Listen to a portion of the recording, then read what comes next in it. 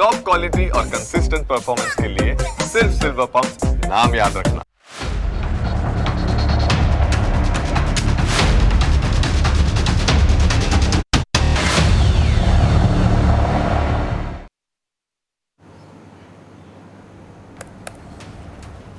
નમસ્કાર, હું Janak Dave full stop news analysis પ્રોગ્રામમાં આપનું સ્વાગત છે.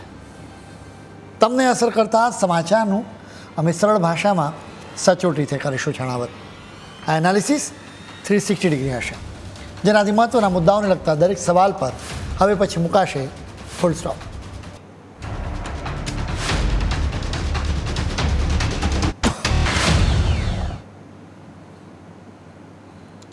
પાકિસ્તાનની ઊંઘ ઉડી ગઈ છે.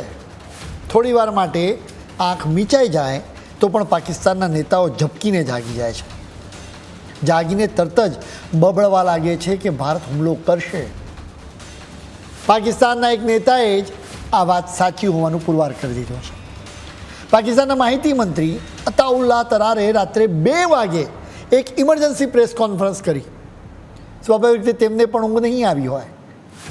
સૌથી પહેલાં તમે તેમની વાત સાંભળો. Pakistan has credible intelligence that India intends carrying out military action against Pakistan in the next 24 to 36 hours on the pretext of baseless and concocted allegations of involvement in the Pahalgam incident. India has apparently decided to tread the dangerous path of irrationality and confrontation, which will have catastrophic consequences for the complete region and beyond. તરારે દાવો કર્યો કે ભારત આગામી 24 થી 36 કલાકમાં હુમલો કરશે. તરાર તકરારની વાત કરે છે. એના પહેલાં પાકિસ્તાનના સંરક્ષણ મંત્રી ખ્વાજા આસિફે પણ કહ્યું હતું કે ભારતની સાથે યુદ્ધનો ખતરો છે. તેમણે કહ્યું હતું કે જે કંઈ થવાનું હશે તો એ 2 થી 3 દિવસમાં જ થઈ જશે. સવાલ એ છે કે આ લોકોને બાતમી કેવી રીતે મળી? ભારતમાં તો કોઈને ખબર જ નથી. તેમણે કદાચ કોઈ જ્યોતિષીને બતાવ્યું હશે કે પછી તેમની આંખો સમક્ષથી ભારતની મિસાઇલ્સ, ટેન્ક્સ અને રાફેલ હટતા નહીં હોય. એ કદાચ એનું પરિણામ હોઈ શકે છે. જો ભારત ખરેખર યુદ્ધ કરવાનું હોય ને તો પણ એની બાતમી પાકિસ્તાનને તો ન જ મળે. ભારતે સર્જિકલ સ્ટ્રાઇક અને એર સ્ટ્રાઇક કરી હતી ત્યારે પણ પાકિસ્તાન તો ઊંઘતું જ ઝડપાયું હતું. આ વખતે પણ પાકિસ્તાન ઊંઘતું જ ઝડપાશે, લખી રાખજો. એની પણ ફૂલ ગેરંટી. પાકિસ્તાનના નેતાઓ આવા સ્ટેટમેન્ટ્સ આપે તો એનું કારણ પીએમ મોદીનો ઘર મેં ઘુસકર મારેંગેનો ટ્રેક રેકોર્ડ છે. ભૂતકાળમાં સર્જિકલ અને એર સ્ટ્રાઇક કરવામાં આવી હતી. વળી અત્યારે પીએમ મોદીએ હુમલાનું કાવતરું કરનારાઓને કલ્પના કરતાં પણ વધારે આકરી સજા આપવાની વાત કરી છે. પાકિસ્તાનના નેતાઓ પીએમ મોદીના દરેકે દરેક શબ્દને ધ્યાનથી સાંભળી રહ્યા છે. એનાથી અંદાજ લગાવી રહ્યા છે કે ભારત ક્યારે હુમલો કરશે. પાકિસ્તાનના માહિતી મંત્રીએ કદાચ પીએમ મોદીના એક સ્ટેટમેન્ટ બાદ જ આ આગાહી કરી હશે. ભારત 24 થી 36 કલાકમાં હુમલો કરશે આવું બોલવું પડ્યું. પીએમ મોદીએ કયું સ્ટેટમેન્ટ આપ્યું હતું એ પણ તમારે જાણવું જરૂરી છે. એટલે તમે પીએમ મોદીને પણ સાંભળો. हमारे पास समय सीमित है, लक्ष्य बड़े हैं.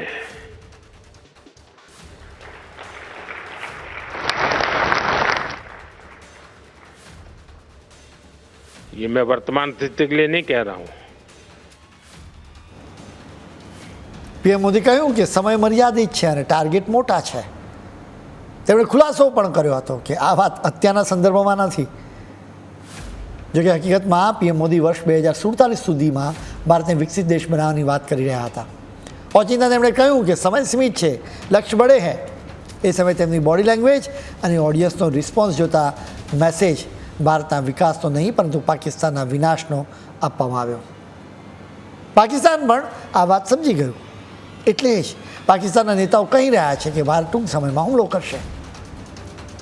કંઈ નવા જૂની થવાના એંધાણ નવી દિલ્હીમાં સત્તાના કોરિડોરમાં થતી ચહેલ પહેલથી પણ મળે છે. PM Modi back to back cabinet meeting બોલાવી રહ્યા છે. બુધવારે સુરક્ષા બાબતોની કેબિનેટ કમિટીની બીજી મિટિંગ પણ મળી હતી. સુરક્ષા બાબતોની કેબિનેટ કમિટીની પહેલી મિટિંગમાં જ સિંધુ જળ કરારને અટકાવી દેવા સહિતના અનેક પગલાં લેવામાં આવ્યા હતા. હવે મુખ્ય સવાલ પર આવીએ કે શું ભારત ખરેખર 24 થી 36 કલાકમાં પાકિસ્તાન પર હુમલો કરશે? અને સૌથી પહેલાં તો એ સમજવાની જરૂર છે કે આ વખતે માત્ર ઘરમાં ઘૂસીને મારવાની જ વાત નથી. એટલે કે પાકિસ્તાનમાં જઈને હુમલો કરીને આતંકવાદીઓને ખલાસ કરીને ભારતમાં પાછા આવવાની વાત નથી, બલકે એવું કંઈક કરવાની જરૂર છે કે પાકિસ્તાનમાંથી કોઈ પણ વ્યક્તિ હુમલો કરવાના ઈરાદાથી ભારતમાં પગ જ ન મૂકી શકે. એટલે કે આતંકની ફેક્ટરીને હંમેશા તાળા મારવાની વાત છે. હકીકતમાં પાકિસ્તાન સમજી શકતું નથી કે ભારતે શું કરશે, એટલા માટે જ એની અકળામણ થાય છે. આવી અકળામણમાં પાકિસ્તાનના નેતાઓ બફાટ કરી રહ્યા છે કે ભારત 24 થી 36 કલાકમાં એક્શન લેશે. અભૂતપૂર્વ મિલિટરી ઓપરેશન રહેશે એ વાત નક્કી છે, કેમ કે જળમૂળમાંથી આતંકનો નાશ કરવાનો છે. સેટેલાઇટથી મેળવવામાં આવેલી ઇમેજ અને સોશિયલ મીડિયા પરના વિડીયોઝથી ખ્યાલ આવે છે કે સરહદ પર પાકિસ્તાન એની સેનાને તૈનાત કરી રહ્યું છે. પાકિસ્તાનીઓ સોશિયલ મીડિયા પર વિડીયો પણ પોસ્ટ કરી રહ્યા છે, જેમાં શહેરોમાં ટ્રકમાં જતા જવાનો જોવા મળે. એક રીતે પાકિસ્તાન યુદ્ધનો માહોલ ઊભો કરવાની કોશિશ કરી રહ્યું છે. એટલે કે પાકિસ્તાનમાં ડરનો માહોલ તો છે જ, બીજી તરફ ભારત બિલકુલ શાંત અને સ્વસ્થ છે. અત્યારના સમયમાં ભારતના મૌનથી પાકિસ્તાન અકળાયું, એને સમજાતું નથી કે ભારત શું કરશે. ભારત અત્યારે એક લાંબી ગેમ રમી રહ્યું છે. એના અનેક કારણો છે.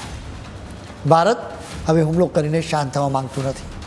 એટલે કે ઈરાદો એ નથી કે ભારતના લોકોનો ગુસ્સો શાંત કરવો. ઈરાદો એ છે કે પાકિસ્તાનમાંથી ફરી ક્યારેય કોઈ આતંકવાદી હુમલાનું કાવતરું જ રચવામાં ન આવે. સૌથી પહેલાં તો અત્યારે ભારત જુદા જુદા દેશોની સાથે વાત કરી રહ્યો છે. પાકિસ્તાન પર સૈન્ય કાર્યવાહી કરવા સિવાય કોઈ છૂટકો જ નથી. ભારત દુનિયાના દેશોને આ વાત પણ સમજાવી રહ્યું છે. ભારતને આ ડિપ્લોમેટિક સ્ટ્રાઇકમાં સફળતા મળી છે. ચીનને બાદ કરતાં મોટાભાગના દેશો ભારતની સાથે છે. તુર્કી પાકિસ્તાનનું પાક્કું મિત્ર છે. હાલમાં જ એવા ન્યૂઝ આવ્યા હતા કે તુર્કીના 6 વિમાન પાકિસ્તાનમાં આવ્યા છે. આ 6 પ્લેનમાં તુર્કીએ પાકિસ્તાનની સૈન્ય સામગ્રી મોકલાવી હોવાનો દાવો કરવામાં આવ્યો.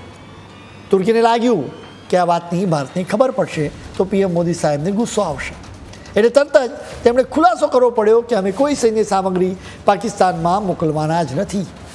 અલબત્ત અમને ખાતરી છે કે તુર્કી પાછલા બારણે પાકિસ્તાનને અચૂક મદદ કરશે. તુર્કી એના ડ્રોન અને ડ્રોન ટેકનોલોજી માટે જાણીતું છે. જોકે તુર્કીના ડ્રોનથી પણ પાકિસ્તાનનું ભલું થવાનું નથી. હવે ભારત ખૂબ જ શાંત અને સ્વસ્થ છે. એની પાછળની સાયકોલોજીકલ ગેમ પણ સમજવા જેવી છે. પાકિસ્તાનમાં અત્યારે યુદ્ધનો ઉન્માદ છે. ગમે ત્યારે યુદ્ધ થશે એવી વાતો કરવામાં આવી રહી છે. પાકિસ્તાન એની સેનાને સરહદ પર ખડકી રહ્યું છે. આ તો વાંદરાઓની સેના છે, ગમે ત્યારે ઉછળકૂદ કરે એટલે ભૂલ થવાના ચાન્સીસ છે. અત્યારે ભારત એની રાહ જોઈ રહ્યું છે. પાકિસ્તાન પહેલાં જ કોઈ જાતની ઉશ્કેરણી વિના અંકુશ રેખા પર ફાયરિંગ કરી રહ્યું છે. હવે ભારત ઈચ્છે છે કે પાકિસ્તાન વધુ એક મોટી ભૂલ કરે. એક વખત પાકિસ્તાનની સેના ભૂલથી ભારતની ધરતી પર હુમલો કરશે એટલે ભારત પૂરી તાકાતથી પાકિસ્તાનને ખતમ કરશે. ભારતને એના માટે વધુ એક કારણ પણ મળી જશે. શક્ય છે કે આ વખતે ભૂતકાળની જેમ ભૂલો નહીં કરવામાં આવે. એટલે કે એક વખત હુમલો કરવામાં આવશે તો પીઓકેની સાથે બીજા ઘણા વિસ્તારો પર કબજો કરી લેવામાં આવશે. 1971ના યુદ્ધમાં પાકિસ્તાનના 93,000 સૈનિકોએ ભારત સમક્ષ શરણાગતિ સ્વીકારી હતી. એટલું જ નહીં, પાકિસ્તાનના અનેક વિસ્તારો પર ભારતે કબજો કર્યો હતો. જોકે આ યુદ્ધમાં ભારત જે કંઈ પણ જીત્યું હતું એ વાતચીતના ટેબલ પર ભારતે ગુમાવ્યું હતું. 1948, 1965 અને 1971માં પાકિસ્તાનના ભાગ પર કબજો કરવાની અને ભારતના ચિકન સ્નેકને પહોળો કરવાની એક મોટી તક હતી. જોકે ભારતે આ તક ગુમાવી હતી. જોકે હવે પીએમ મોદીએ ભૂલ નહીં કરે એનો દેશવાસીઓને પણ ભરોસો છે. પીએમ મોદીએ સ્પષ્ટ મેસેજ આપ્યો છે કે પાકિસ્તાનને જવાબ આપવા માટેની મેથડ, ટાર્ગેટ અને સમય સેના જ નક્કી કરશે, જેના માટે સેનાને સંપૂર્ણ છૂટ આપવામાં આવી છે. આક્રમણનો ટાઈમિંગ તો સેના જ નક્કી કરશે. સેના એ નક્કી કરે તો સ્વાભાવિક રીતે પાકિસ્તાનને તો ખબર ન જ પડવા દે. એટલે પાકિસ્તાનના નેતાઓ કહી રહ્યા છે કે 24 થી 36 કલાકમાં ભારત યુદ્ધ કરશે તો એ વાત પણ ખોટી જ નીકળશે. તમે સમજો કે આ લાંબી ગેમ છે. ભારત હવે આતંક પર ફૂલ સ્ટોપ મૂકવા માગે છે. એટલે શક્ય છે કે ભારત અત્યારે અમે બોલીએ છીએ એની 36 મિનિટમાં જ હુમલો કરી શકે, કે 36 દિવસમાં પણ હુમલો કરી શકે, કે પછી 36 મહિના સુધી પણ ના જોઈ શકે છે. કોઈ જ ઉતાવળ નથી. ફાઇટ ટુ ફિનિશ કરવાની જરૂર છે. તમે વિશ્વાસ કરો કે પાકિસ્તાનમાંથી અનેક લોકો પણ ઈચ્છે છે કે યુદ્ધ થાય. તેઓ ઈચ્છે છે કે ભારતની સેના પાકિસ્તાનની સેનાને ફટકારે, રગડે,